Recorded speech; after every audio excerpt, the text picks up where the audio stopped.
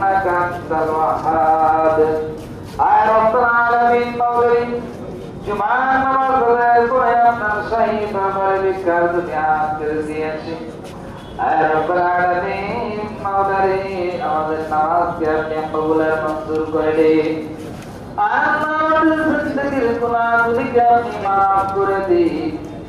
আমাদের জিন্দেগির গুনাহগুলিকে মাফ করে দিন